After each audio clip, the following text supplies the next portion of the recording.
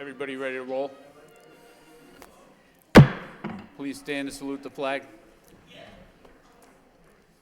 I pledge allegiance to the flag of the United States of America and to the republic for which it stands, one nation, under God, indivisible, with liberty and justice for all.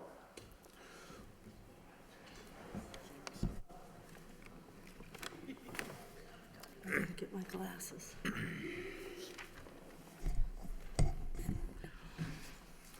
Would the clerk please call the roll?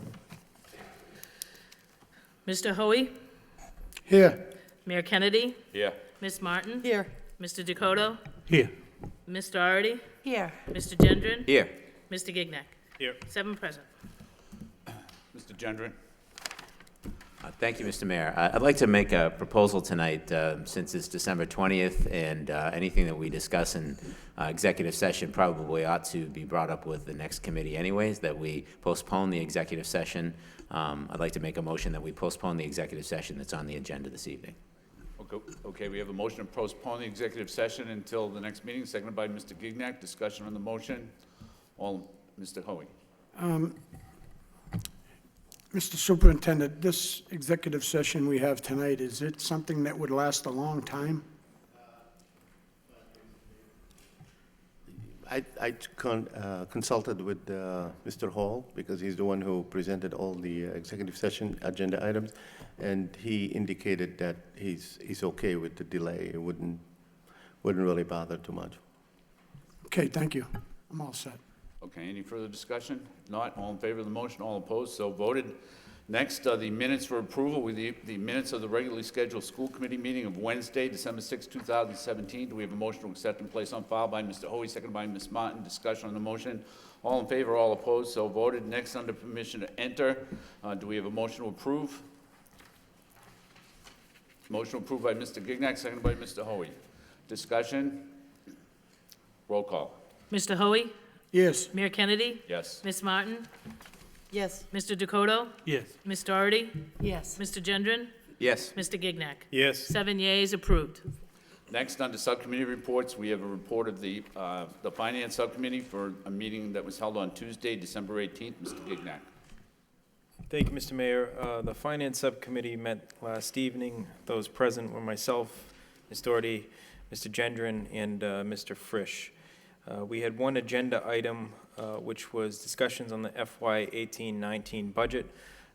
We discussed expenditure comparisons against other urban districts, budget calendar, and a revised budget format that Mr. Frisch presented to the subcommittee.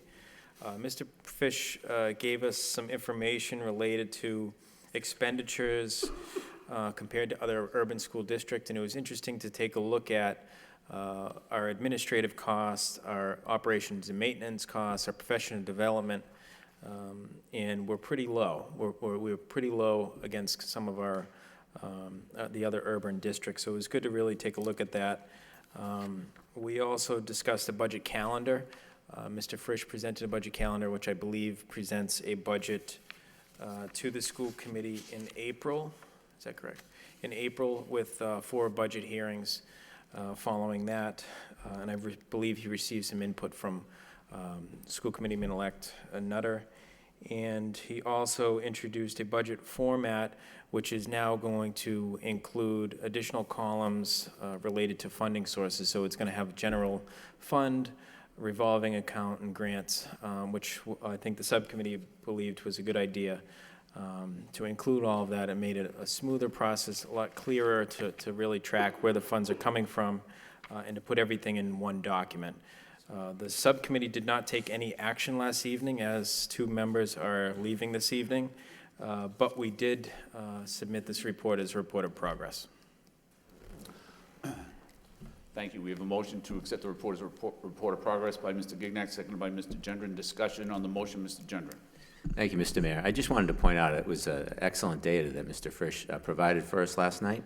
And one of the things I just wanted to point out was how low we stand with regard to per pupil spending on facilities, which is very timely information given the issues we've been having with maintenance of our facilities and maintenance of our heating systems across the city. So I think that data lends itself to the motion that we had last meeting, where the committee encouraged you to put together a long-term plan with regard to facility maintenance and to ask the city to step up and dedicate funding to that, because a plan is great, but if there isn't funding dedicated to it, it's not going to work. And the data shows that as a city, we're not spending the same or even close to the same of what other communities like us are spending on their facilities. Thank you. Thank you. Ms. Doherty? Thank you, and I want to concur wholeheartedly with Mr. Gendron's comments. What Mr. Frisch did was look on the DESE website and compared us to 9 other urban districts. And one of the things I want to point out, we're dead last when it comes to operations and maintenance. In terms of overall expenditures, we're about 5th, so we're in the middle. But in terms of the state average, we're spending about $1,100 less per student than the state average. And then in terms of our administrative expenses, we are 3rd from the bottom. So I think that as we move forward, we need to be able to compare ourselves, apples to apples, and recognize the challenges that the urban districts face and how we can best advocate for the resources we need to do the work. Thank you. Thank you. Any further discussion? Okay. On the motion, all in favor, all opposed, so voted. Next, under unfinished business is the superintendent's evaluation report, which, everybody's got the evaluation report in front of them, along with a cover letter from myself. If there's no objection, I'll just read the 4th paragraph, which says, to summarize, the superintendent's overall summative performance for the most recent cycle was determined to be proficient. Any discussion?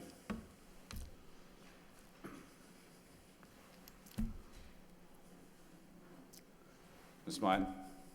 Thank you very much. I'm just going to make a couple quick points just to kind of, offer some background on my individual evaluation. And really, my biggest concerns will really focus on communications and concerns around the budget process. I'm heartened to hear about last night's Finance Subcommittee meeting, because that certainly seems like good news in terms of the way we'll be moving forward with information around the budget and around the scheduling of our actual budget process, so that is encouraging. But I do just want to renew my concerns around communication, around the way we're getting information. There are a number of motions I've had that I still have not gotten responses to.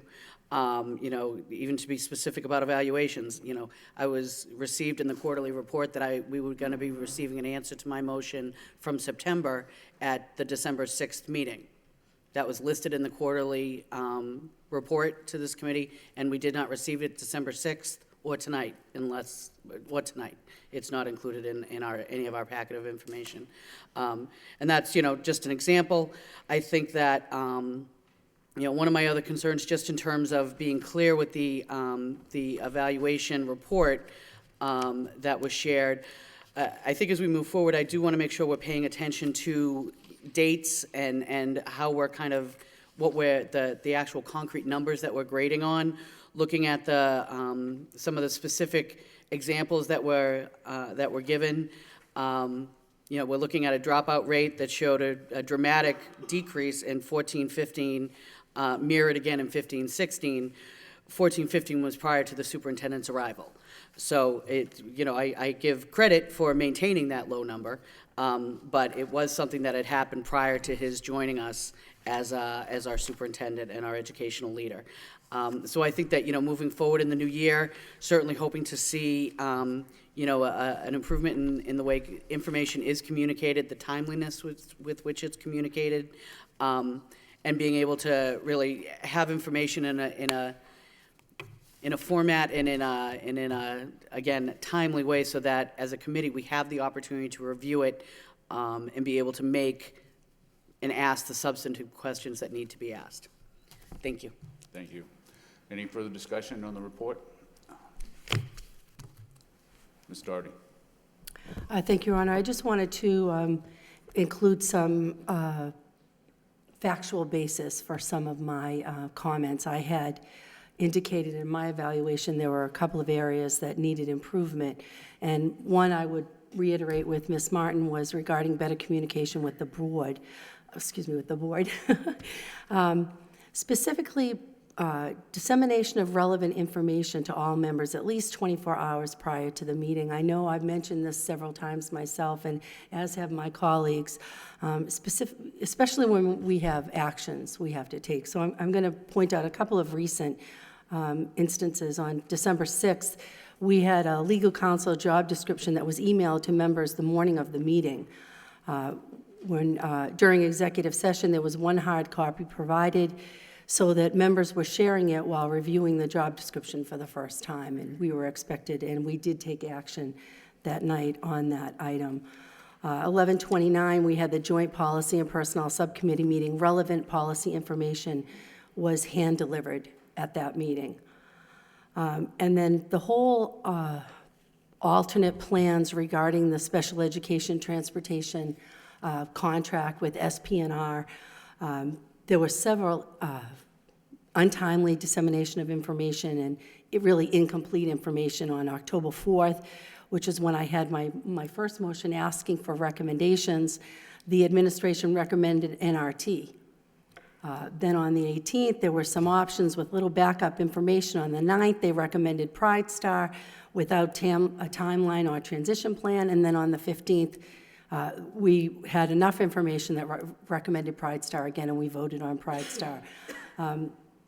I think we could do better and be more efficient if we had the information up front. Another area that I thought needed improvement was our whole focus on family engagement. All the research, hands down, says that families that are engaged, parent involvement equals success for our students. Again, the factual basis on that needs improvement. I had a motion requesting the superintendent ensure each school website provides information on its school site council members, meeting times, agendas, and minutes. The school committee unanimously passed that motion on March 15th, 2017, and the superintendent determined in his quarterly report that the status was completed by April 5th of 2017. Yet, I went through every school website, and there was only one school that had the information that was required, that had the school site council memberships, the meeting time, the agendas, and the minutes. And by the way, I think Mr. Hoey would be happy to know that was the Pine School. And then the final point I want to make, because I don't want to belabor this, but I also reviewed the superintendent's leadership in creating shared educational vision, building consensus throughout the district as being needs improvement. And the factual basis for that is the superintendent attended only 3 of 14 meetings of the school building committee. And I think everyone knows the importance of that decision for this district and this city. So those are my comments, and I'd like to just add my comments to the minutes. Thank you. Thank you. Any further discussion, Mr. Gendron? Thank you, Mr. Mayor. I also wanted to do a little bit of discussion of my review here publicly. In general, my review, I think, was quite positive. But there are a couple of areas that I wanted to bring up. One being technology. I believe that technology is essential to the future of education here in the district and maybe education in America. Not only using technology within the classroom by the students, but it's become the infrastructure for delivery of our education across the district and across America.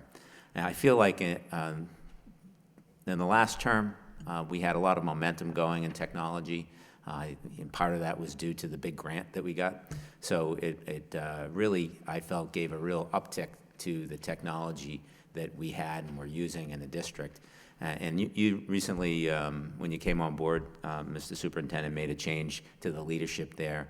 And I understand that your background is there, and you felt as though having that organization reporting to you was adequate. But, you know, we have a district of 15,000 students and 27 schools, and I feel as though that you have enough to do. and it's so important. I really would like to see going forward in the future, maybe looking at making a change in that regard, because that's something where I think we don't want to fall behind. And we had built up a lot of momentum, and I feel as though it's stalled. So I'd really encourage you in the committee going forward to take a closer look at that.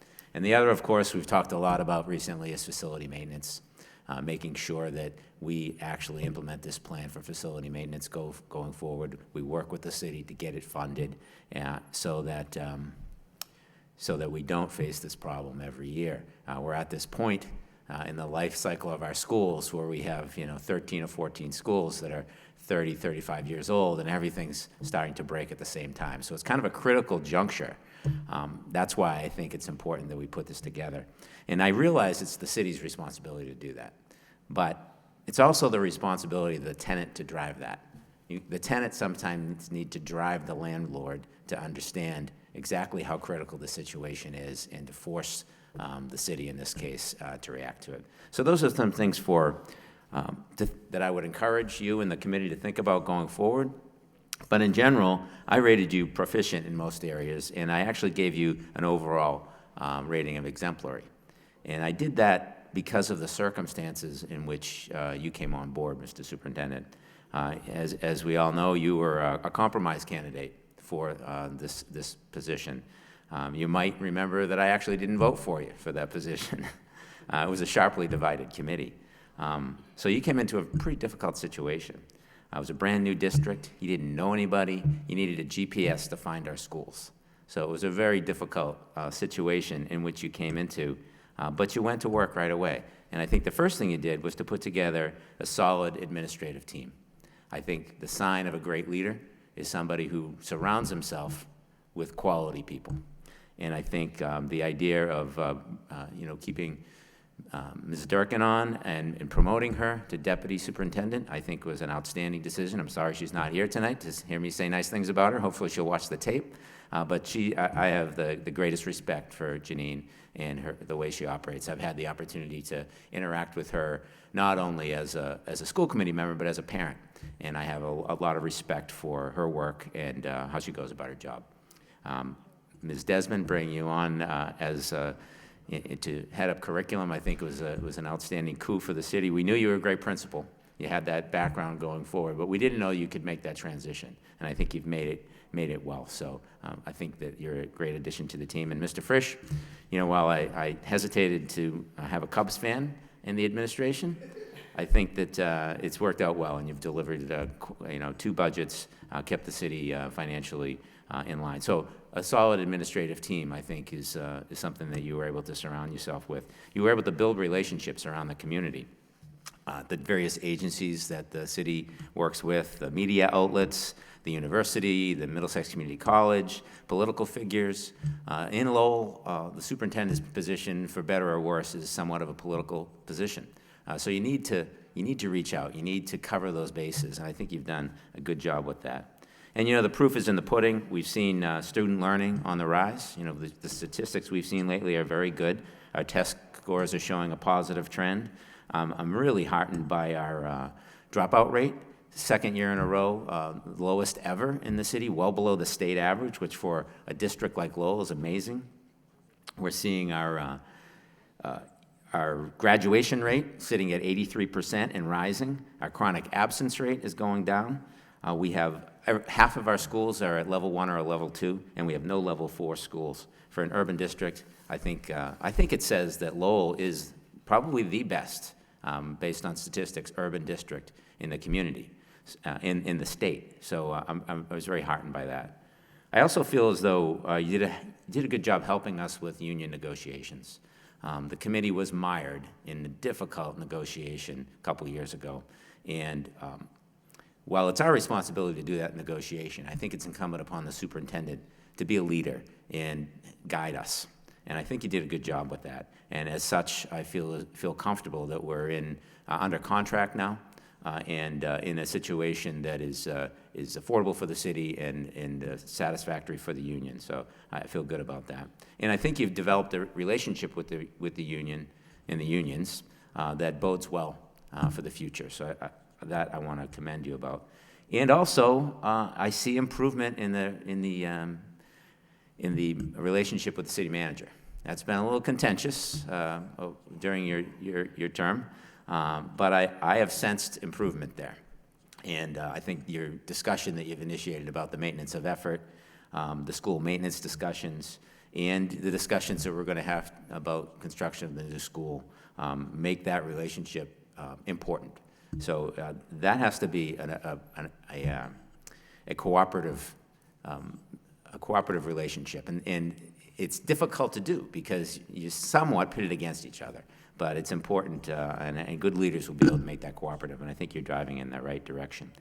So, I'm happy to deliver a positive evaluation, but I do want to deliver the caveat that the bar should be higher going forward. So I'd encourage the committee, those of you who are staying and those of you on the sideline here, I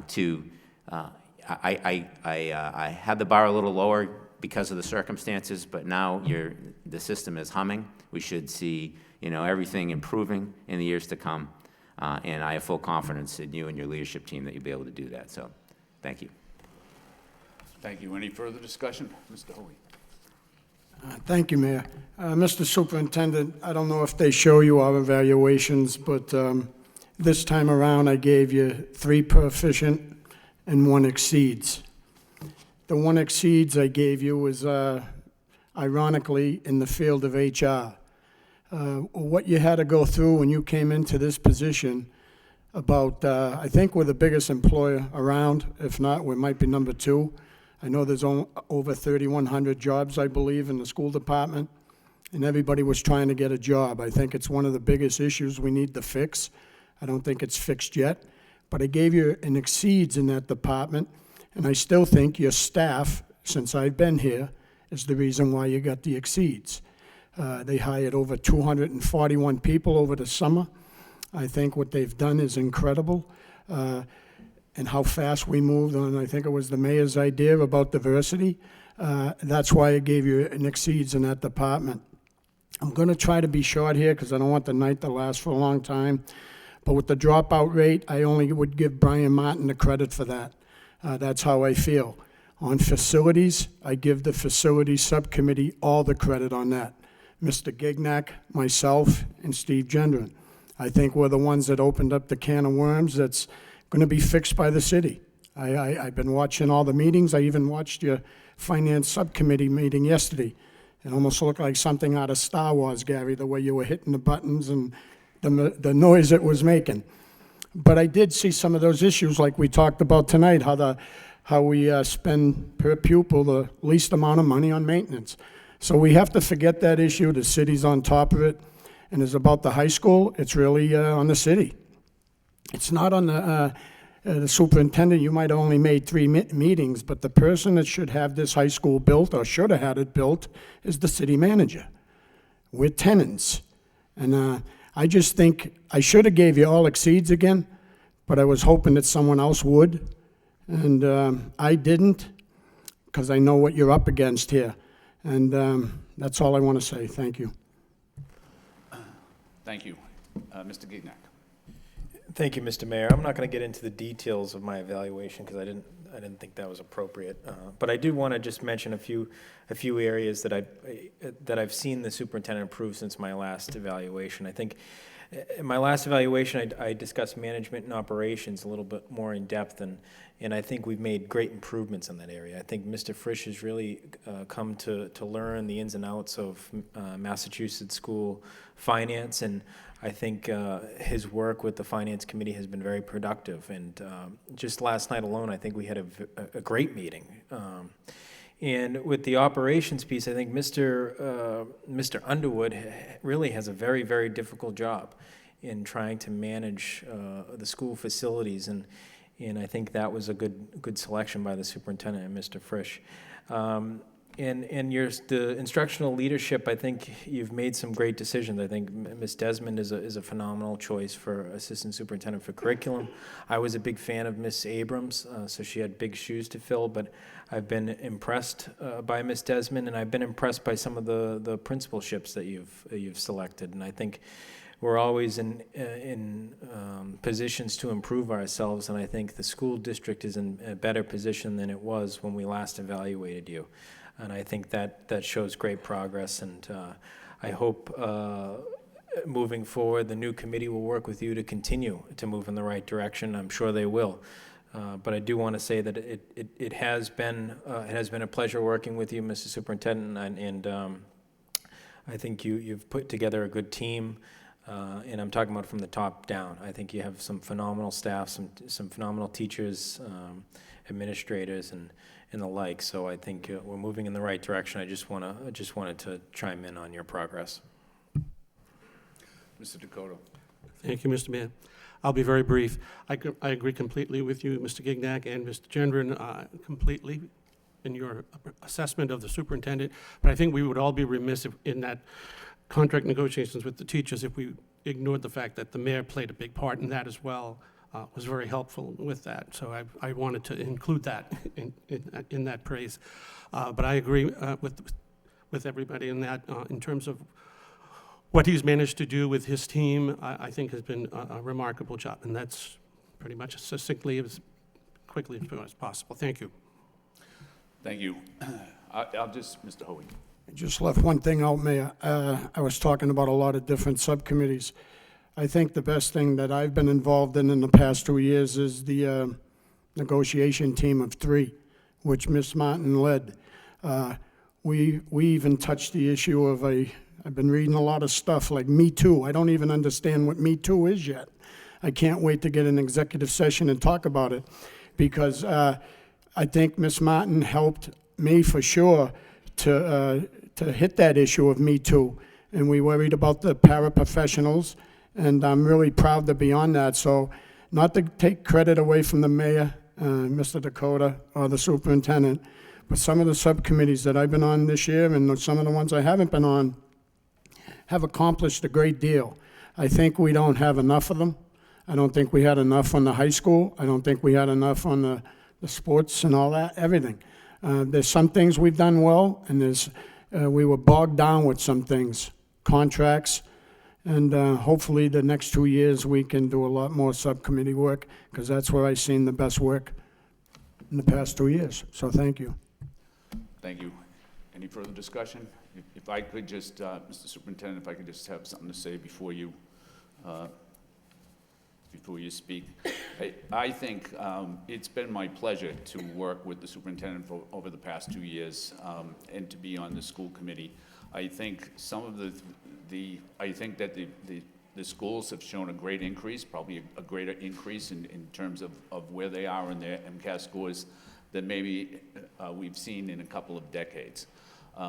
I think that one of the things that Dr. Kafawi brings is that he's non-political. And so although this is a political position, as Mr. Gendron pointed out, he came here not knowing anybody and so has no political ties to anybody. And I think that that's something that probably the school department sorely needed. And so I think that it's good to have that. And I also think that given the contract that the school committee has given to Dr. Kafawi, that we'll have stability. And I think that if you're a parent or if you're a resident of the city or a taxpayer, those are 2 things that you look for. You want a school department that's run efficiently with a minimal amount of politics, but also you want stability and progress. And I think during Dr. Kafawi's term, we've seen all of those things, and that's all that you can ask for. So that's all for me. Dr. Kafawi. Mr. Superintendent. Thank you, Mr. Mayor. I wanted to just thank the committee, first and foremost, for I read those evaluations, and at least the composite that was given to me. A couple of you elected to share the individual, and I thank you for that, because they're helpful, some of the comments in helping us build towards the future. So I thank those who shared them. in a timely fashion. I'm grateful because I think as a superintendent, every superintendent is different. Every superintendent has a different style. And usually the best thing that any superintendent can hope for is that the school committee understand their style and work with their style. Because when you can't understand the style of somebody and connect with them, you will not understand what they're trying to do. And I am very, very thankful to the majority of you who seem to have connected with that and understood what my style is. I think what Lowell needed and that what Lowell has now is a leader. You wanted a leader. You didn't want an administrator. You have plenty of really good ones, and we've attested to that. We have tons of excellent administrators. You wanted a leader to continue building a team, and I'm very happy and glad to see that some of you recognize that, and in the evaluations and spoke to that we put together a really good team. As I said, I'm not a micromanager in any way or shape.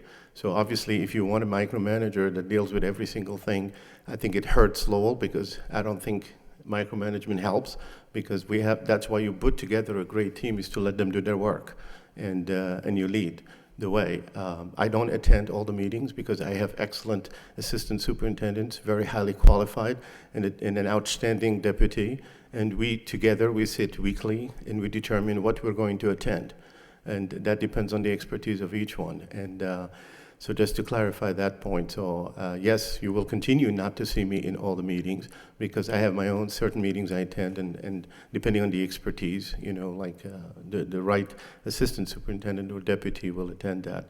I know we have delivered 2 of the best years, and are we perfect? No, definitely not. Can we do better? Obviously. Otherwise, we will be the best already in the state. Since we're not, and there, by definition, theoretically, we can still do better. Will we try to continue to do better? Yes, that's our goal, is to continue doing better. And we will continue to put the team, as people depart and move, we'll continue to replace people with the best people possible. And I do not focus on politics. I don't really care one way or another, as some people know by now. It doesn't really matter. I'm focused on one and only one thing, and that's how we can make the schools better. And sometimes we do take decisions that may not be very popular with some, maybe some even sitting on this committee, but so be it. We work with the pleasure of the overwhelming majority of the school committee.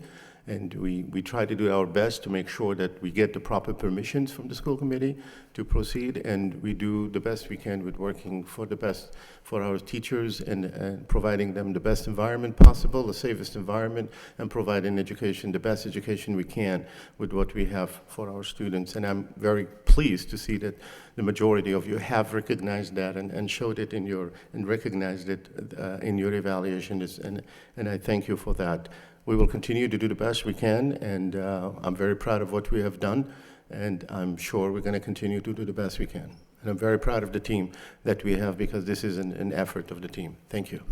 Thank you. If there's no further discussion, the chair would entertain a motion to accept and place on file the superintendent's overall summative performance, which was determined to be proficient. By that motion by Mr. Gignac, seconded by Mr. Hoey. Discussion, roll call. Mr. Hoey? Yes. Mayor Kennedy? Yes. Ms. Martin? Yes. Mr. Dakota? Yes. Ms. Doherty? Yes. Mr. Gendron? Yes. Mr. Gignac? Yes. 7 yeas, approved. Next, we have reports of the superintendent, and the first of those is the Bridge Program Annual Report. Is there any discussion regarding that report from the superintendent? Hearing none, we'll move on to the next, which is a response to Ms. Doherty's motion of September 6, 2017 regarding the first day of school. Thank you, Ron. I just want to say this was a very comprehensive report. I appreciate the effort that went into it. I was looking for some specific data about the actual first day, because we had such a transition with the new transportation department and new family. I think we had an interim family coordinator, but this information was was helpful to receive. It wasn't what I quite intended, but it was an informative report. Thank you. Any further discussion regarding this item? If not, we'll move on to the next report, which is a response to Ms. Doherty's motion of December 6, 2017, regarding requesting state funds for students from Puerto Rico. Ms. Doherty. Thank you, Your Honor. I'd like to point out to my colleagues who might not be aware that when we first discussed this issue 2 weeks ago, we had 69 students from Puerto Rico. The letters that were sent out advocating for funding, the number is now up to 93. I don't know if that number is going to continue to grow, but I'm getting a sense that it is. I'd be open to any other suggestions or thoughts the administration might have about how we might be able to get some funding to help us educate these students, many of whom are homeless, and coming here without winter boots or coats or anything. So, but I appreciate the letter. I think it was well-written, and hopefully we'll get a response. Thank you. Thank you, Mr. Gignac. Thank you, Mr. Mayor. Actually, just yesterday, the Board of Elementary and Secondary Education discussed this issue, and there are currently 2,000 students across the state that have come in from Puerto Rico, and we have close to 100. And I believe the administration is going to put forward a supplemental budget at the same time that they submit their FY19 budget to support some funds, and I alerted the administration of that last evening. So it looks like the administration's taking some action. When we're going to see that is to be determined, but since we have a large percentage of those kids, hopefully we receive some relief. Thank you. Any further discussion? Hearing none, we'll move on to the next report, which is enrollment figures. Any discussion regarding enrollment figures? Mr. Hoey. Can someone tell me, I believe the last numbers I seen that we have 15,800 students. I think that total counts all your charter schools, right? Do you know if our population in our department has increased in the Lowell Public Schools, has it? By how many, do you know? I believe it's around 100 students. Had that report and submitted it previously, but I'll dig that up and send it back to the school committee.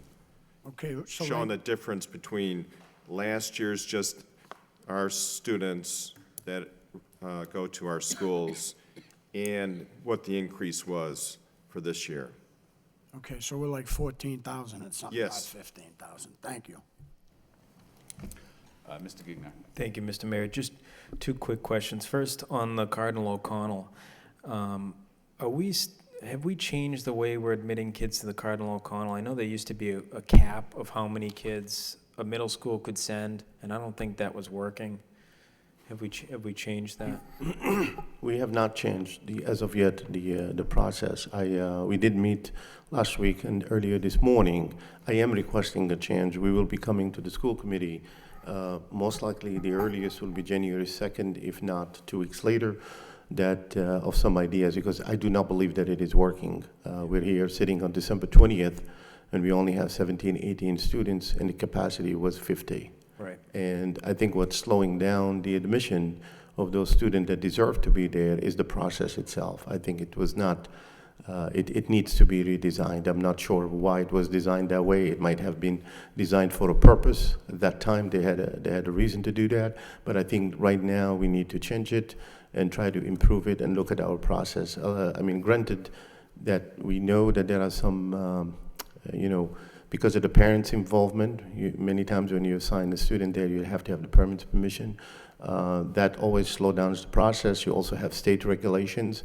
If you have a kid a student have a 504 or an IEP, that immediately delays the process. So I think we need to be a little bit more aggressive in how we can either redesign the process to make the school work more efficiently or redesign the school. Yeah. One of the two. So we're discussing about a couple of options, and we will be bringing them, as I said, either January 2nd or at most 2 weeks later. Great. Thank you. And that's good to hear that you're working on it, because I've heard some issues with some principals that just need to send some kids there, but they're at the cap. And other schools simply aren't sending anybody, or they're sending them very different circumstances. And it's also very expensive to operate a school of 19 kids. So we really have to reevaluate how that program operates, and I'm glad that you're doing so. My other question is related to the homeschooled number. It indicates 19 children are homeschooled, but I recall at our last meeting, we approved a family to homeschool their children. I think it's closer to 60, possibly. So maybe we could just make sure that that's adjusted. Yeah.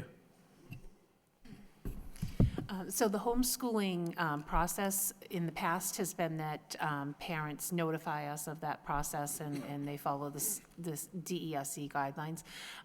Starting last year, we started to make families aware of the fact that they have the opportunities to access some extracurricular activities and things like that in the school system, such as some of the allied arts and specials, some of the choruses that are available and so forth. So for those families, they're registered in X2 as homeschooling. So your numbers are going to be based on the families that have done that. I'm working towards us actually having a Family Resource Center register all of our homeschool families. So we're going back and we're reaching out to families and asking them to go through that process so that we have accurate numbers. Okay, great. Thank you. Thank you. Any further discussion regarding the enrollment figures? If not, we'll move on to the next report, which is the monthly financial report. Any discussion regarding the monthly financial report? Hearing none, then we'll move on to the next report, which is the response to Ms. Doherty's motion of May 3rd, 2017, regarding the district's performance on the state standardized tests and MCAS results. Did you want to speak? I'm looking forward to the presentation. Okay. Mr. Superintendent?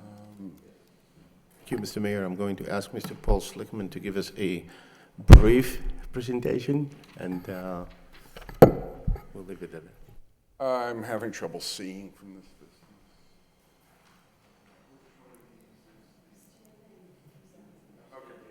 Okay. Mm-hmm.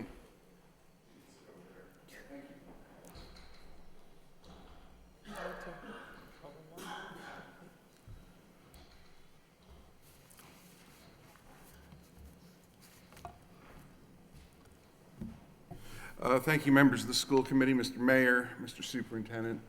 I hear your desire to go fast. It's the last night of school committee for the term and the last at the end of the year, so I can go fast.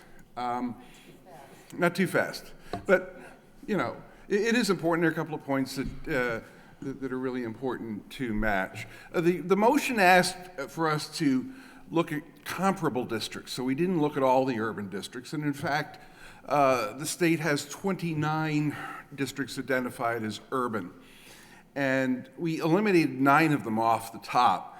We eliminated the districts with per pupil contributions greater than $2,000 above minimum net school spending. And there's a reason for that. I mean, for example, Somerville would be a wonderful comparable district, but they're over $4,000 above the state minimum, and if we were to match their spending over minimum, it would cost us an additional $51.5 million. So that's a significant difference in resources, and it's not really comparable.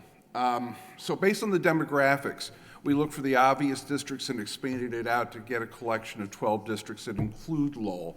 Obviously, Brockton's the most obvious. You go through New Bedford, Fall River, and we've assembled 12 districts. And we assembled these districts a year ago before we looked at the 2016. And the reason why is we don't want to cherry pick districts. We don't want to start changing districts every year to make us look good. We want a pretty consistent, reliable group of districts that we think are reliable districts to compare ourselves to. In 2017, there are no accountability levels for any school except the high school level, and there's no accountability level for the district because we are transitioning to the next generation MCAS, and the 2017 year is the baseline year. The next accountability system is under development, and the state has issued some preliminary discussion about what it's going to be. and they're going to categorize schools in a different manner than we're used to. We're used to levels 1 through 4 plus level 5 for being a state takeover. No more levels. It's going to be different. They're going to have schools of recognition where they see outstanding improvement and great things happening. Then they're going to go for a style that's similar to the way they do PPIs for meeting targets, partially meeting targets, and not meeting targets. And the bottom group is going to be the bottom 10%. Right now, you're automatically classified level 3 if it's bottom 20%. The new system that they're proposing, this is a working proposal, will put that at 10%, which I think is a more reasonable benchmark for where schools are in trouble and the state can provide some sort of assistance or targeted support. And as I mentioned, most schools will be evaluated on the progress toward the indicators that the state is developing, and that's how you're going to get grouped into those middle categories. And the state, at Tuesday's meeting of the Board of Elementary and Secondary Education, showed off this list of possible accountability indicators. Now, there's one I think that we need to pay careful attention to in Lowell, and that's the percentage of students passing all 9th grade courses. So what they're proposing is they're going to count up the number of students who do not pass all their courses and use that as an indicator.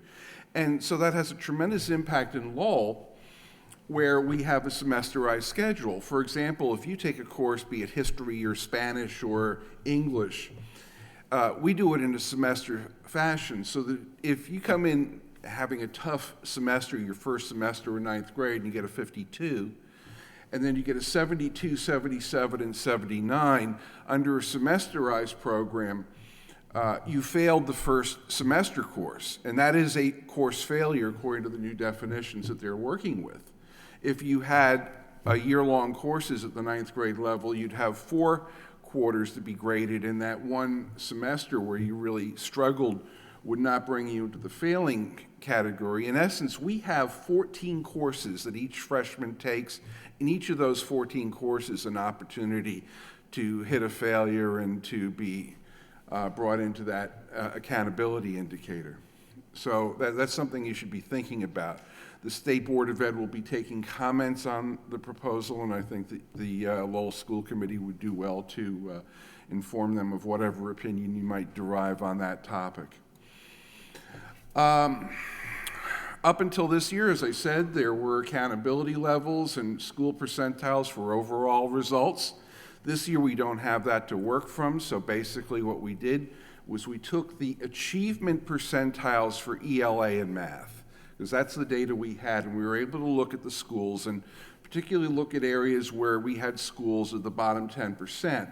So we only had 4 in ELA and 1 in math, and when you average them out, we had 2 schools that had a percentile score below 10, which would be the Bartlett and the Robinson. And I want to make particular notice of a couple of schools that made improvement. The McAvenue was the first percentile in 2015. Their combined academic percentile now is 11.5. The Shaughnessy made tremendous gains. They were just got into level 1 last year at 25th percentile. And their ELA score across the board is the 42nd. Actually, they were level 3 last year at 16th percentile. A lot of growth, and you'll see this in this diagram, that we've taken all our schools and plotted them so the math is on the horizontal axis and the ELA's in the vertical axis, and we see a broad distribution here. And it's sort of tough to understand what that means until you go and first of all, take a look at what the schools are that are on this plot. And you can see the Washington, the one up the upper right-hand corner, and the Bartlett and the Robinson are on the left side where we think that they might be at risk of falling into the bottom 10%. So that's what we're looking at to begin with. Then we take all our comparison schools and put it on, and we can see how schools in the other comparison districts tend to group down the lower left-hand corner, so that in many ways our distribution looks favorable compared to the other schools within the comparison group.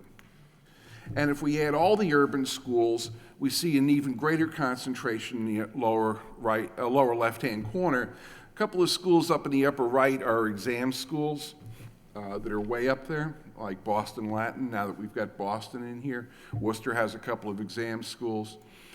And this is all schools in Massachusetts. And we're clearly moving with the distribution. And so if we take that first graph I showed you and translate it into something linear, we get that distribution on the right. And I'm making that translation because this is the way we can go and compare ourselves. First, back to the past 3 years, where the trend seems to be continuing in that our best schools are getting better, the distribution is spreading out. There's much more excellence in the district now than there was 3-4 years ago. We're making progress, and the trends have been positive through the past from 2014 to 16, and there's solid evidence that the trend is continuing. And if we take all the comparative schools and assign them to their districts, Lowell is the third from the right. Leominster and Chicopee have a higher average for combined achievement percentile, but we're doing really well within this comparison group that we have. And if we look at it in 2016 and 17, we were really moving last year as well. We were in the third position between Leominster and Chicopee last year, and that's about where we are this year. So we're doing well.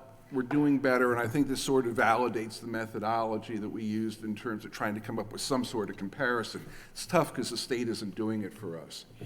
Now, the other thing we did was we compared our schools, the district and the state MCAS scores, and it's important to note that the state average is below 500 in all categories, which is in the partially meets expectations category.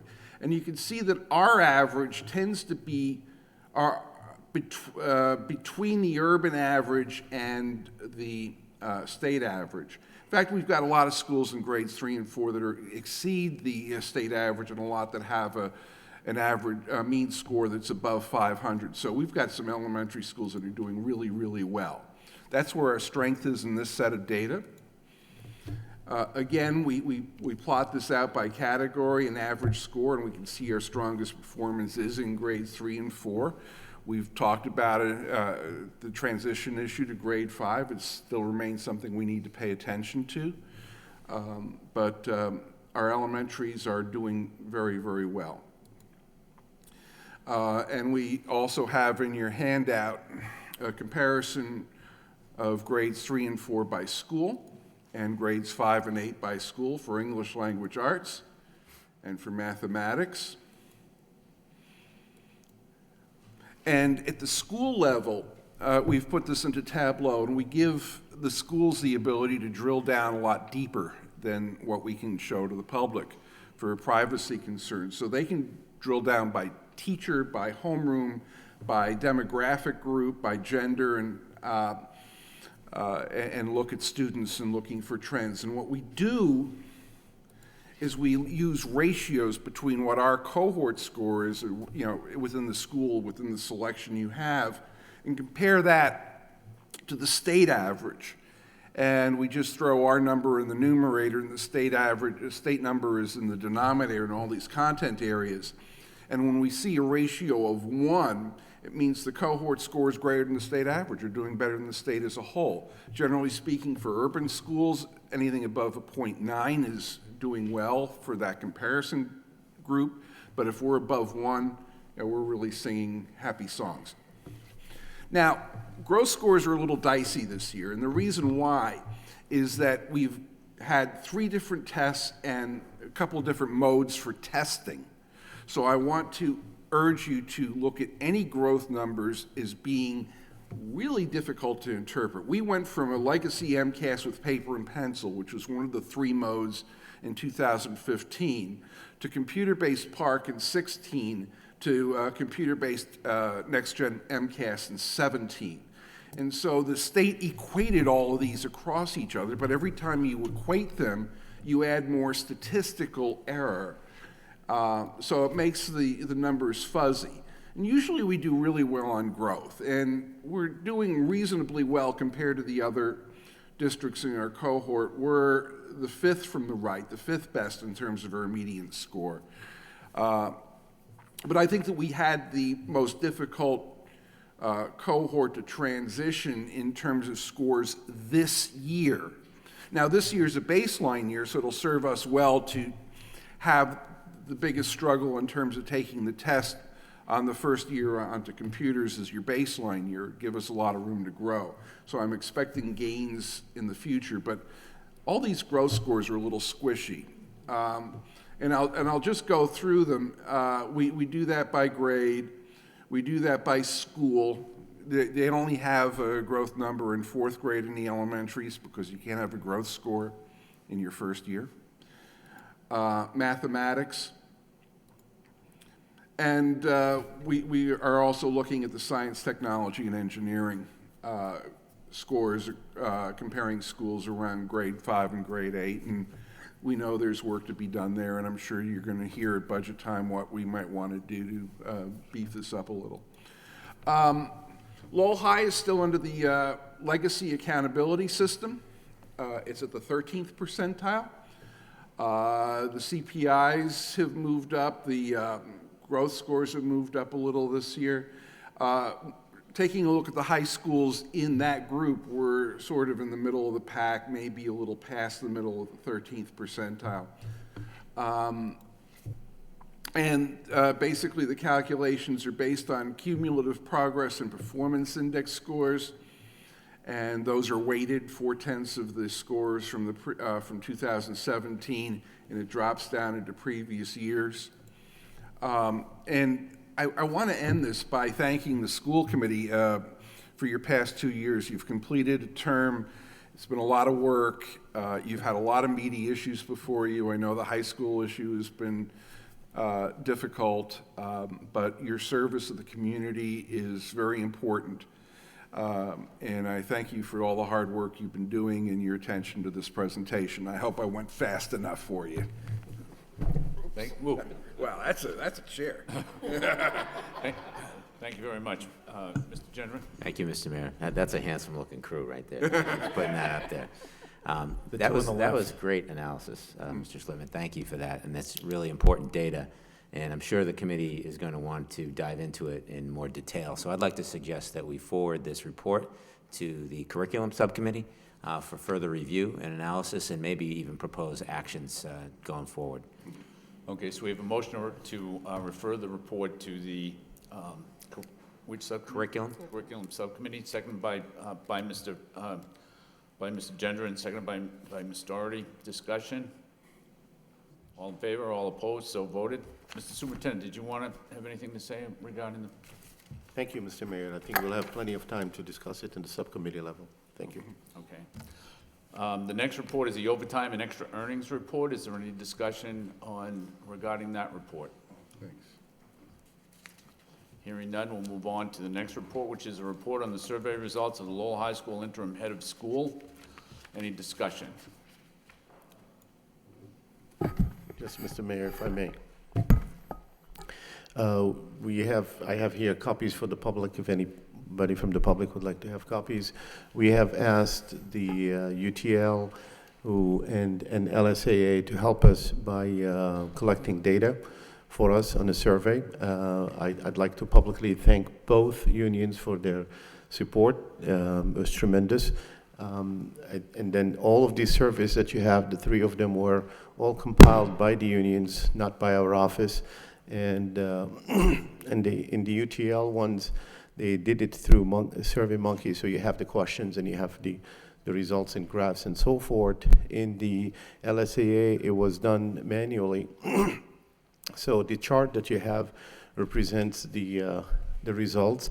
I apologize, I do have the questions. I'm happy to share with you the questions because they have, in the first column, it just says question 1 through 8. There are different questions, but I can share them as well with you. And overall, the results were, particularly when you're looking at the UTL ones, we had, actually, let me give you some of the numbers on the, we have a, I'm trying to get the, we have 48 LSAA members at the high school, we only had 8 people respond. LSAA, just as a reminder, are your administrators, heads of, dean of houses, heads of departments, and so forth. So there are, again, 48 people. We only had 8 responses. We have 26 paras in the high school. We received 16 responses. That's slightly better. It's a little bit better, or quite better than 50%, which is in survey terms, it's pretty good.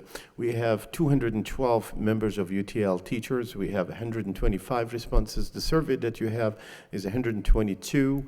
I know that they've received 3 more, and they sent them after we were able to copy and for everybody. But the 3 extra ones did not really change the results in any way. You have the questions in there. I think that what the questions were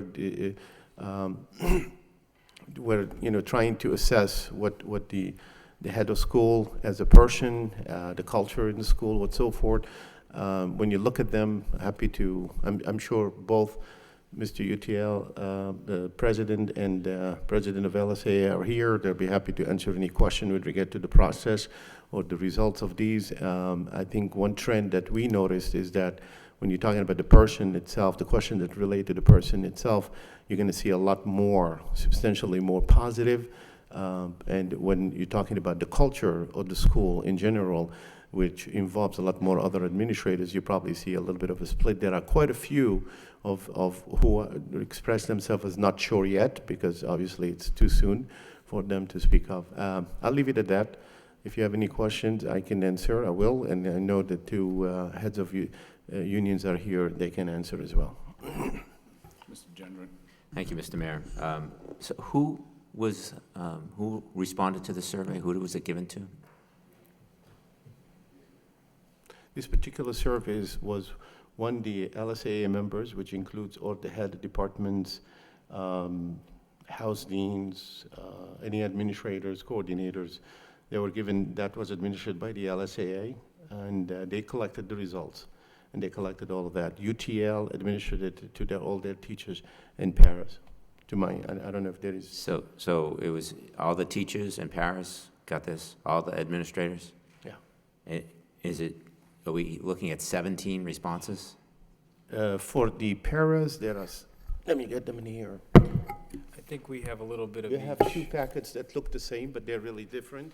One packet is for the paraprofessionals. Okay. There are 17 answered, and 17 So, out yeah. of 48 total of, 17 out of 26 paras, and 1 packet is for the teachers. They have 122 responses out of 200 plus 212 or so teachers. So it looks like we have, overall less than half of people who actually responded. No, actually, it's a little bit more than half when you do the math. Maybe slightly more. Yeah, slightly more. That's what I was saying. Slightly more than half, which is in terms of surveys. When you do anonymous surveys, it's a pretty good result. So, Okay. anyway, that's an information for us to consider. You all set, Mr. Gendron? Ms. Martin? Thank you very much. So when we had this discussion at our last meeting, we had conversations around parents being involved. We had conversations, I think, about a number of different constituencies that would be surveyed as part of this meeting you were pulling together. Could you tell me where their information is? No, they're not administered yet, because the parents, we're gonna do probably something more along the forums, because it's hard to survey parents. With the UTL doing this and the LSA doing this, they can control for the respondents that they are legitimate UTL members, legitimate LSA members. When you throw an open survey in the public, I have no idea who's responding it, so we feel that the best way to get responses and participation of the public is to actually sit with public forums with parents and teachers. We avoided doing it now because of the holidays. So I don't think I'm understanding the process then. So my understanding was that you were going to be pulling together a group of informed individuals to make a determination as to the performance of the individual before you made a choice as to whether to do an open search for this position or to just hand it, or to just hire the interim as the full-time. Am I wrong? The vote, yeah, slightly. The vote that was taken by the school committee was to do the search. We are going to go ahead and do the search. That is the intent of our intent. But we're also, because we had started doing all of these things, I'm sharing them with you. This is not an attempt to you have spoken and you've said you wanted to do the search, and I have said very openly that I have no problem going along with that. What we're doing here is we're doing a survey that I'm still interested to know what is our interim doing, and I would collect the information from our teachers, collect the information from our administrators, and I will continue to collect information from our parents and students alike through forums. But we have every intention to do the search if that's what you still want, unless So you that change in was, your mind. so as we concluded our conversation last time, I believe you were reaching out to the law department to determine how, if we had the right to even ask you to No. adhere to the policy. No. I think we ended the meeting when you said you all, Mr. Gendron had made the motion, if I remember, to do the search, and I had commented that, sure, I have no problem. If you want to do the search, we'll do the search. And that's how we ended it. Great, And great. you voted that you wanted to do the search, right? Yeah, thank you. You all set? Okay. Any further discussion? If not, the chair would entertain a motion to accept and place on file the reports from the superintendent, 7.1 through 7.8. We have a motion by Mr. Gignac, second by Mr. Hoey. Discussion, all in favor, all opposed, so voted. And then the final report from the superintendent, which requires a roll call vote, is the idling policy, which has to do with idling motor vehicles on school property or within 100 yards of 100 feet of school property. Any discussion? No discussion. We have a motion to approve the policy by Mr. Gignac, seconded by Mr. Gendron. Discussion. Roll call. Mr. Hoey? Yes. Mayor Kennedy? Yes. Ms. Martin? Yes. Mr. Dakota? Yes. Ms. Doherty? Yes. Mr. Gendron? Yes. Mr. Gignac? Yes. 7 yeas, approved. Under new business, we have the school committee secretary stipend. Do we have a motion to approve? Motion to approve by Ms. Doherty, seconded by Mr. Dakota. Discussion. Roll call. Mr. Hoey? Yes. Mayor Kennedy? Yes. Ms. Martin? Yes. Mr. Dakota? Yes. Ms. Doherty? Yes. Mr. Gendron? Yes. Mr. Gignac? Yes. 7 yeas, approved. Next, we have a budget transfer in the amount of $53,300. Do we have a motion to approve the budget transfer by Mr. Hoey, seconded by Mr. Gendron? Any discussion? Roll call. Mr. Ho- I'm sorry, Ms. Doherty. I'm just wondering if we can get an explanation on the transfer. Mr. Superintendent. Mr. Frisch, if you could please. Yes, I'd be happy to. There's two items that we're transferring. Transfer $50,000 from the summer school stipends budget to fund the full-time Family Resource Center coordinator. Family Resource Coordinator position duties were previously split 50-50 between transportation and Family Resource Center. Budget for the summer school stipends is not needed because a grant paid for these stipends. So in August, I had prepared a memorandum that discussed hiring a full-time Family Resource Center coordinator as well as a transportation manager. So that was sent to the school committee in August, and this is just the transfer to support that report. And that doing that will pay for the two positions for this school year. $3,300 is item from the principal that wants to move money from supplies to professional development. Per board policy, we have to go before the school committee when we're transferring funds from one function to another. So both of these items are transferring functions, money from one function to another, and that requires school committee approval. If I could just follow up. So I just want to make sure I understand, when we took the one position that was Transportation and Family Resource Coordinator, and we broke it into two positions, we're now spending more Correct. for those two salaries. Right. So this transfer that's taken from a summer school grant, that's a one-time only bucket that we'll be able to pull that money to be able to pay this salary, correct? Correct. So then when we work on our budget for next year, we're going to be looking to find And how much additional money is it now that this one position has been made into two positions? Because I would think you'd have to also include benefits. Right. Right, because now you're paying two people's, health insurance, vacation. So do you know what that total amount is that we're going to need to put into the budget next year? For next year, of course, there'll be increases for next year for salary, but for this year, it was about $100,000 for the Family Resource Center and $65,000 for the transportation manager. Because they were hired during, not at the beginning of the school year, those dollar amounts are much less because we hired them during the school year. So we didn't have to come up with as much money for this school year. But you're right, next school year, we'll have to find the money to support those two So it would positions. be, how much would we have to come up with when we're fully funding both positions? The salary, and then how much on top of that for benefits? What's the total amount in addition now that we've got two positions? Okay, so the two positions together, 165,000 benefits are 10,000 each, that's 185,000. The previous position was 96,000 plus 10,000, 106,000. So the difference, do the math. It's about Yeah, plus the 80,000. increases, 185 minus 106, you're It's looking. increases, so it's a little over 80, Yes. something, 85,000, something like that, that we'll be Correct. coming up with.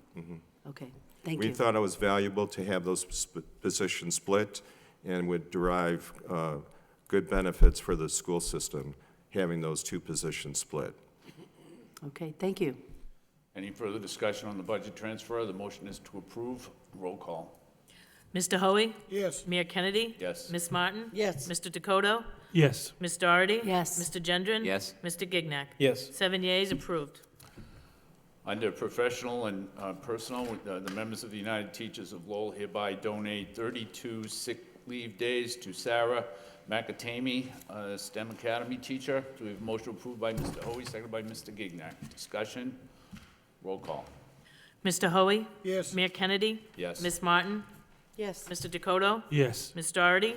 Yes. Mr. Gendron? Yes. Mr. Gignac? Yes. 7 yeas, approved. That concludes the regular agenda. Do we have a motion to adjourn? Pete? Mr. Dakota?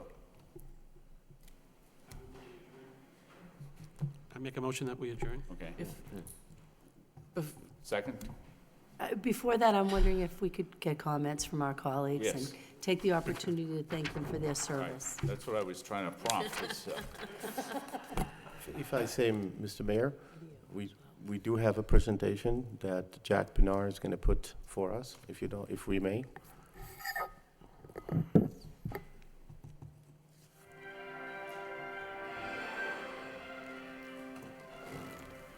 Having served as a city councilor in 2 separate eras, Edward Kennedy's impact on Lowell is undeniable.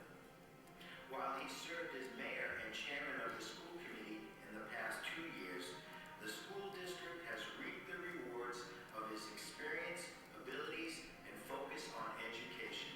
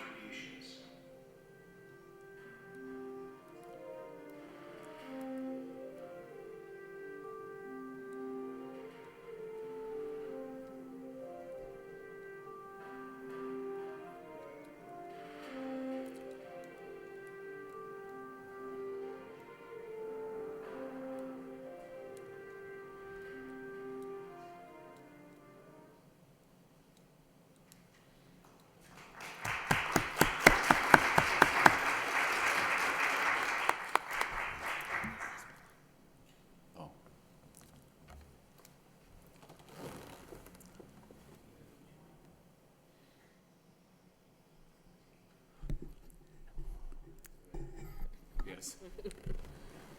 I think Ms. Go ahead. Thank you. So we will take a break in each one because everyone gets their own video tonight. Very exciting. Just to add my thanks, I'm sure my colleagues will be echoing this as well for the last 2 years. I think for every mayor who comes on to our school committee, they bring different strengths and talents. You have been a strong leader for us. I am very appreciative of the work that you've done both on our behalf and in working with us. Our traditional gift is a clock. I believe it is to count the extra hours that will come back into your life now that you are no longer a member of the school committee. So I'd like to present that to you now.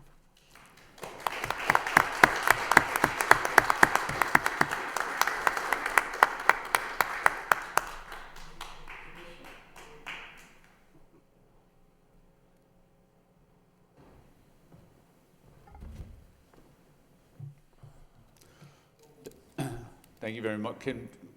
Should I speak now, or should I wait? Or, I think that would be great if you go now. yeah, if I could, and I'll just take a minute, but first of all, thank you very much for the clock. And I do have to say that I didn't really know much about the school committee or the school department before becoming mayor, but during my 2 years, I've developed a great appreciation for the school department and for the school committee and the work that's done here on a regular basis. And I think a lot of times it's underappreciated for the amount of time that you put in.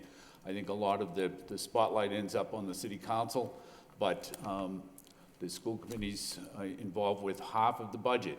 And in some ways, I think that the work the school committee does is as hard as the work that the city council does.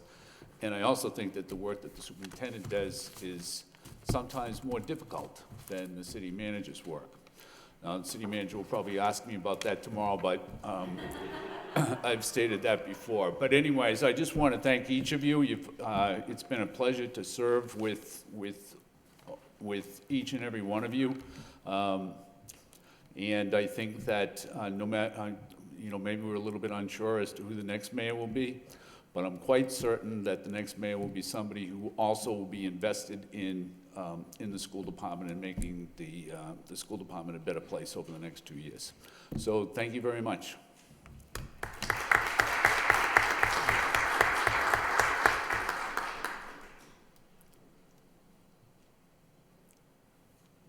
I may, Mr. Mayor.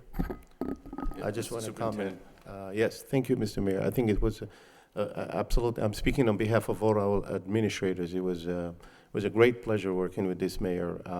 I am definitely going to miss our lunches every 2 weeks. I think I think your experience that you had was tremendous for us. You have navigated through extremely difficult meetings, and you've guided us well. We're definitely going to miss you. I know I'm going to miss you, and I think I wish you all the best, and I look forward to hearing about great things that you're going to be continuing doing on the council. And thank you for all you did for the schools. Thank you.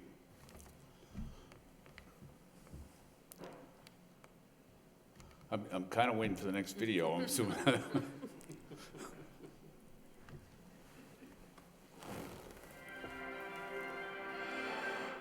It's you again. Yeah. I'm out of range. I'm sorry. So nice we did it twice.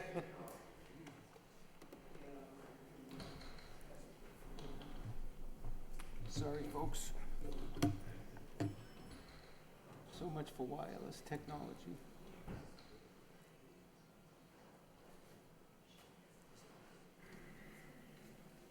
I think I know that guy. Okay.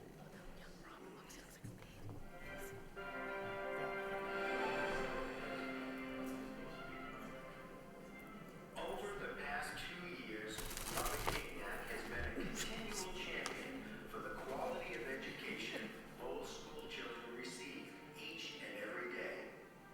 He has lobbied tirelessly for the well-being and security of students while they are in school and living in our city, working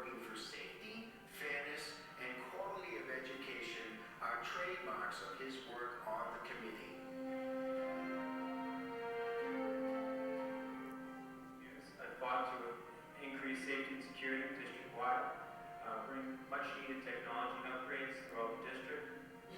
Spent millions of dollars in much-needed capital improvements to make 21st century learning communities for its students and staff.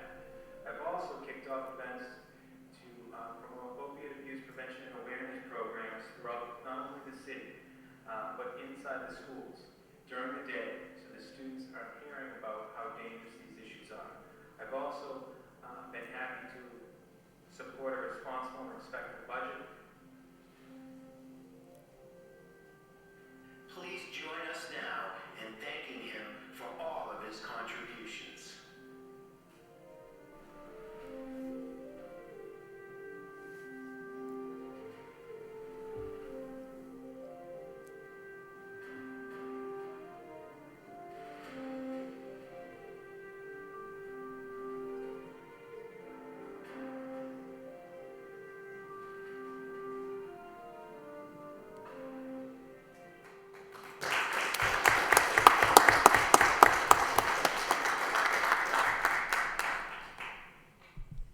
Again, I know I'm echoing the sentiments of our committee when we say good luck as you're leaving us. I will say, having served with you now in both your terms, I have found you to be a great sharer of information. Your expertise around a number of areas has really been invaluable to me as a colleague, and I think to our district.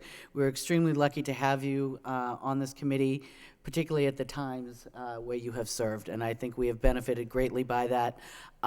You have taught me a great deal. I appreciate, again, your professionalism, the depth of your expertise, and your willingness to share that. So thank you very much. This will be a match set for you, so you will now have 2 clocks. You'll never have to wonder what time it is. Thank you very much.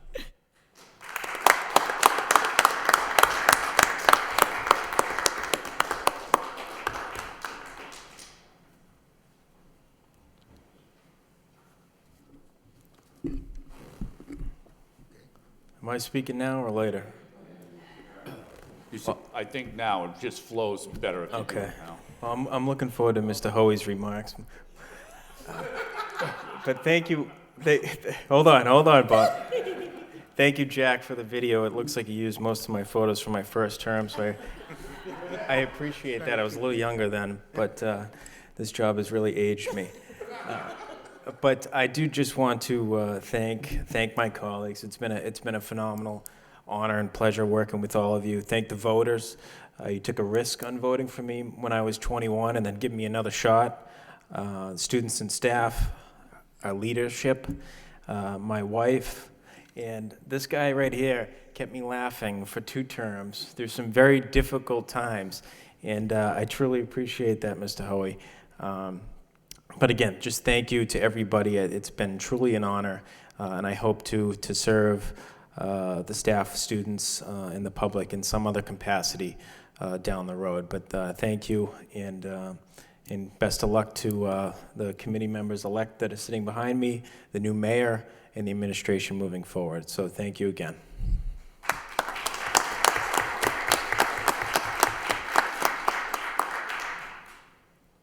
If I may, Mr. Mayor, Superintendent? I'll take it first. For once, we'll let the administration go first.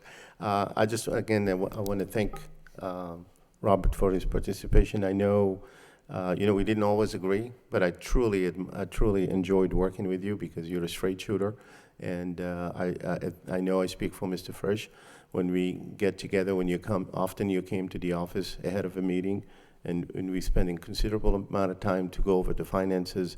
We appreciate that because we appreciate that you show interest and that you're really interested in solving the issues and not just, oh, I got you with something. So we appreciate that truly, and we're going to miss you, and I hope you're going to find ways that you will continue to contribute to the schools one way or another. So we look forward in your ways, new ways of contribution. Thank you.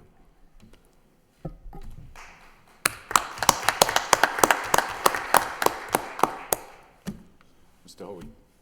Thank you, Mayor. I just want to say, for his age, 28 years old, I'm so impressed with him. And when I hear these guys say they're going to miss him, they're not going to miss him. Gary's probably glad that Gignak's leaving right now, to be honest with you. But I have to say, in the past 7 to 10 days, I've weaned myself off calling Mr. Gignac for help. I'm going to have to wake up and learn how to turn my iPad on by myself. And all I can tell you is just stick with what you're doing. Megan House issues, the way you deal with that for women that have problems with opiates and alcohol and everything else, to me is huge, the money that you help raise there. And I think we're going to see you again shortly. So I can only thank you for everything. Thank you.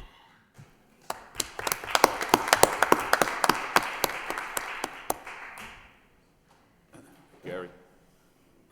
I'd just like to say I enjoyed working with Bob, Mr. Gignac. Wise beyond his years, very insightful questions, challenged us, and made us come up with some explanations and for the better part of the system. His contribution really added, and especially in the food service area. I know he was that was one of his favorite areas, and we did make a lot of improvements. So he helped the system, and it was a pleasure working with him. I'll miss you. I'll miss Hoey's comments about you as well.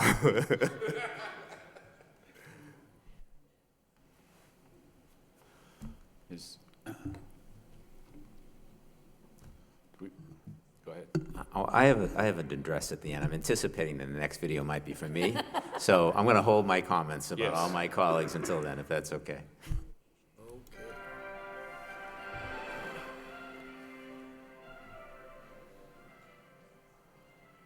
Viewing public service as a responsibility and a duty, Stephen Gendron has always devoted himself to this high ideal. He brought years of experience in the technology industry to our district and worked vigorously to foster effective use of Lowell's resources. Steve was always active in policy, athletics, and technology issues, where he fought to bring quality education to the children. I've been serving the city of Lowell consistently for the past 2 decades, first as a member of the city council, then as a library trustee for the Paul Memorial Library, most recently as a planning board member. If you want to learn more about my background, go to my website, steveforlowell.com. I'll give you one promise here tonight. It's the same promise that I made 20 years ago when I ran for city council. And that is, while you may not always agree with me, you'll always know where I stand, and you'll know why. I'll listen to everybody, and I'll take that input, and I'll try to make the best decision that I can that is the best decision for the entire city of Lowell and the entire school system in Lowell. Let's take a moment now to thank him for all of his contributions.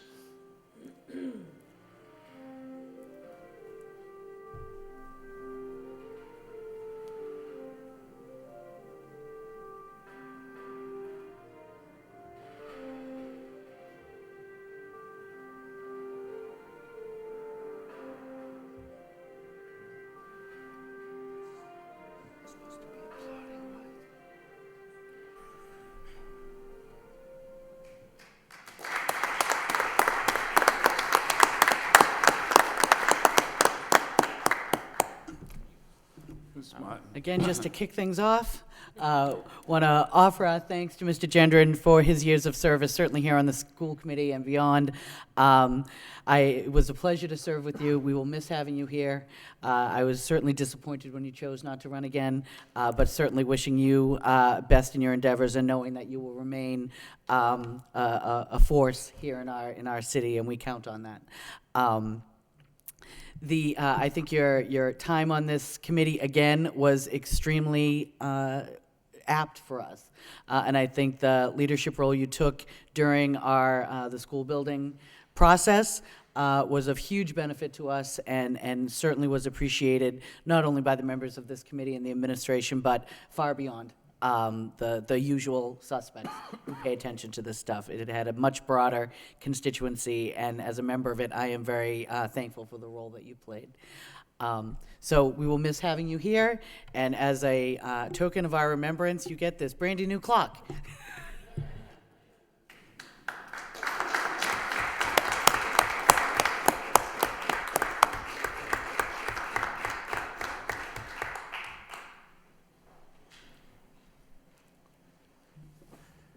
Thank you, Mr. Mayor. So I'm glad you put the website on there. I still think you can make a campaign contribution if you're interested. So I have a 45-minute address here, so relax. It's really been my honor to serve the people of Lowell in a variety of positions, and most so here on the school committee. I do want to thank my colleagues. I think this is a great committee, and I know everybody's supposed to say that on the party night, but I really believe that. This has been a great group. We haven't always agreed. There's been debate, there's been differences, but the thing is that I really, truly feel that everybody on this committee is here for the right reason. You're here because you have the best interests of the city and the children of Lowell Public Schools at heart. I really believe that. There wasn't any personal agendas that were kind of under the surface. Everybody pretty much put it out there, and we agreed, we disagreed, but we came together and we got things done. So I really do appreciate working with you. Mr. Mayor, it's been great working with you. I've known you for a long time, but I never really knew you until the last 2 years. It's funny, when you work with somebody like this, you really do get to know somebody. And I think you've been an outstanding leader. I think that you stood up and you're willing to take the hits for something that you truly believe in. And that's a quality of a great leader, and it's been a pleasure working with you on the school committee. I did want to mention a couple of things that I'm really proud of that I think that this committee accomplished. And we mentioned it a couple of times tonight. In the last election, there was all this talk about, we need stability in Lowell Public Schools. And I think we've achieved that. Our unions are under contract. We have our administration under contract. We have a great administrative team that I already talked about tonight, so I won't bother doing that again. But I just think that this is a great team to bring us forward. One thing I did leave out of my evaluation, Mr. Superintendent, is that I thought it would be a good idea if you stayed away from power tools going forward. Fingers are kind of important to a superintendent, and we'd like you to maintain those. The other thing is community service. I tried to make a focus of my term here on the school committee's community service, and this committee also supported it. I think that in Lowell, we're not all just about education, reading, writing, and arithmetic, but we're also about educating the person and helping them to realize, our students, to realize that they need to give back to this community, that that's not something that somebody else does, something that everybody does. We need to contribute as a citizen. And I think that, we were able to count, Mrs. Desmond actually counted over 300,000 hours collectively that Lowell Public School students dedicated to our community over the past year, which probably is better than any school district in the state. So I'm quite proud of the fact that we're able to accomplish that. And the final thing I want to mention, and I hesitate to bring this up, is the new Lowell High School project. If you cut through the debate and the vitriol that came out of that, fact of the matter is that we are going to invest $350 million into a state-of-the-art high school in this community in the next few years. That's an amazing achievement. People lose sight of that. And it's because of this committee and the prior committee that that's happening. We went through the application process. We made it a priority. We drove the fact that this project is happening, and we all should be proud of that. Regardless of location, we're going to have a state-of-the-art 21st century high school going forward, and that's a really important thing, for the city of Lowell. I did want to send out a couple of thank yous, in any political endeavor, even at the Lowell School Committee. Your family goes along with you, and it can cause stress, it can cause some difficulties, but it also can cause a lot of good. And in my case, I'd like to say that it was mostly good. Over the past 25 years that I've been doing this, I think that my family, my children, have a greater pride in this city because of the fact that their dad was involved and they have become involved. I think they have a greater commitment to public and community service than you would normally see because they got exposed to this type of activity early on. So I want to thank them because they often have to be there with me. and take things that sometimes wouldn't happen. So I want to send out, I couldn't be prouder of all of my sons. A couple of them are here tonight. My son Steve and his new wife, my favorite daughter-in-law Erin, are up in the rafters here. They actually just purchased a new home in Lowell, so they're now taxpayers here in Lowell. Erin, I said my kids all bleed red and gray. Erin actually bleeds brown and yellow from Haverhill, but we love her anyway. It's okay. My son Christopher is here tonight, who just today finished his 3rd semester as a Stonehill Skyhawk, where he's a successful student athlete. And I want to send a shout out to my son Matthew, who's in Washington, D.C. right now, working for the U.S. Peace Corps and working on his master's degree. And my son Michael, who's in the U.S. Coast Guard, currently on a boat somewhere in the South Pacific, heading for Antarctica, where he'll be doing an environmental mission down there. And oh yeah, there's one other person in the family that I thought I might mention. That's my wife, my beautiful wife, Kate, who's also here tonight. You know, my partner in life, my biggest cheerleader, best friend and confidant. She's been behind me all the way in any of these endeavors that I've wanted to do. So this month marks 25 years of active public service for me here in Lowell. And it's been a great run. I've been, as you heard in the video, a part of the city council, the library trustees, the planning board, and now the school committee. And I think I'd have to say that the most important role of all of those is here on the school committee, is here in education. The education is the most important thing we do as a community. The next generation is in our hands. The future of America is in our hands. You know, it's really easy, not easy, but it's easier to have public education in wealthy communities where, you know, everybody's got a stable family and there's plenty of money. Here in Lowell, it's a lot harder. We face a lot more challenges, but that's why it's that much more important. Public education here in Lowell is really hard, but it's important. If public education in America is going to be successful, then it has to be successful in communities like Lowell. And we are making it successful. Everybody on this committee, everybody here in this administration, all the teachers throughout the city are making public education accessible and successful for a widely diverse population like we have here in Lowell. I'm so proud to have been part of it, and I'm confident that this administration and the committee going forward and our incoming committeemen are going to do a great job in furthering those efforts going forward. So thanks very much. Merry Christmas and Happy New Year to everybody.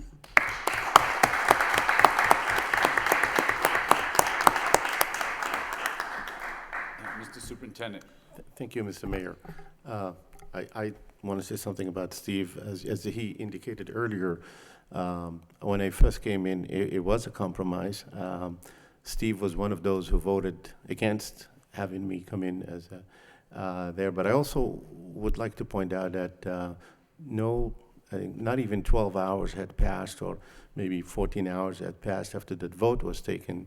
Steve was also the very first school committee member who invited me to a meeting and said to me, listen, I did vote against you because I don't know you. I know the other guy and I liked my other candidate, but please do not interpret my vote against you, not voting for you, as not wanting to cooperate with you. I will always cooperate with you, and you are our superintendent now, and you will have nothing but support from me. And I really, truly appreciated that.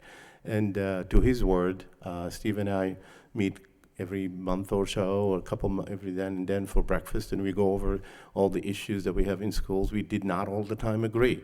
Sometimes we disagreed pretty well, you know, but however, I think he never failed in keeping that promise that I could disagree with you, but I'll always be there supporting. And one thing that I truly appreciate in Steve is the fact that even when he did not agree, when the consensus was made, and if the vote went the other way, he would be there to lend support and make sure that whatever it is that he initially voted against will be a success. And that goes to his credit. I was very surprised by you not running. I'm disappointed that you decided not to run, but I also want to point out that Steve's family was very gracious. They invited my family to make sure that we feel comfortable in Lowell, since we were the outsiders. And to that, I think it made quite a difference, you know, to see Lowell from the eyes of a family who lives in Lowell. They live in Lowell, and they were very helpful. So, Steve, thank you for working well together and supporting us. And again, we're going to miss you. Thank you. And I hope you can find ways of how to continue helping us in schools. Thank you.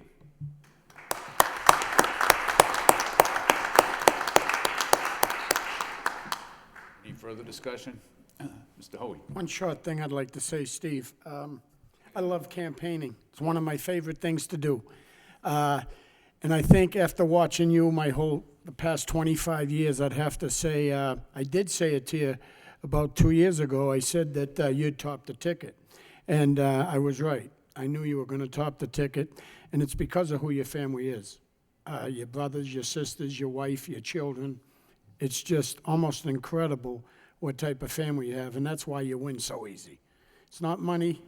I can prove that to you. It's about friends and your family. And you have a lot of them. Great job, pal. Good luck. Thank you, Bob. And enjoy that family you have, okay? All right, thanks.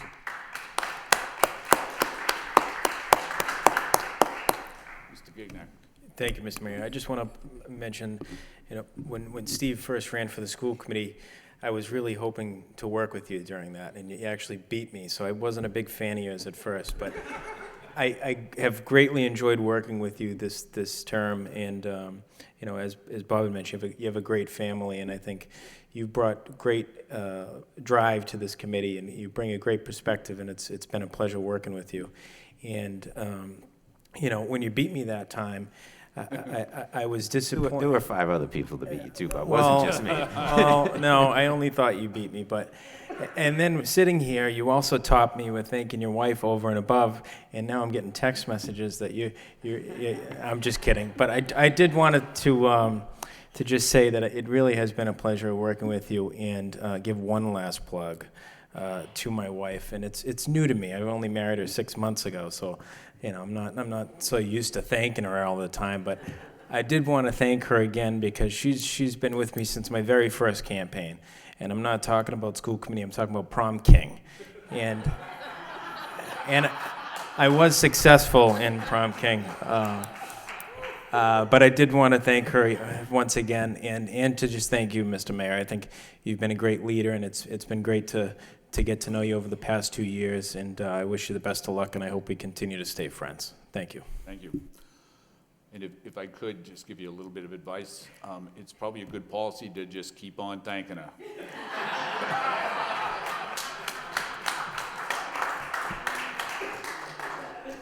Any further discussion? Mr. DeCoro. Thank you, Mr. Mayor. I'll be very brief.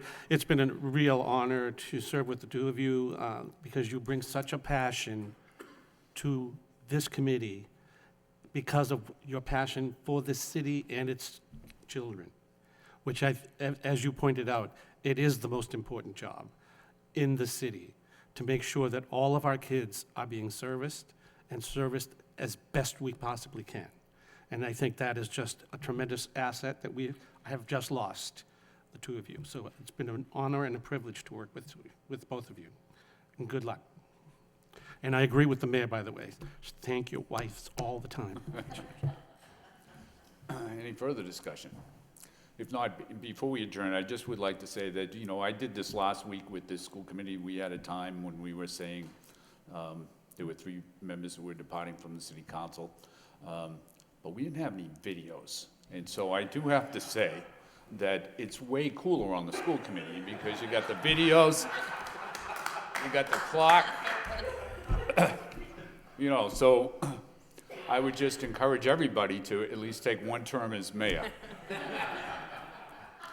Chair would entertain a motion to adjourn by Mr. Hoey, second by, motion to adjourn by Mr. Gignac, second by Mr. Gendron. All in favor, all opposed, stand adjourned.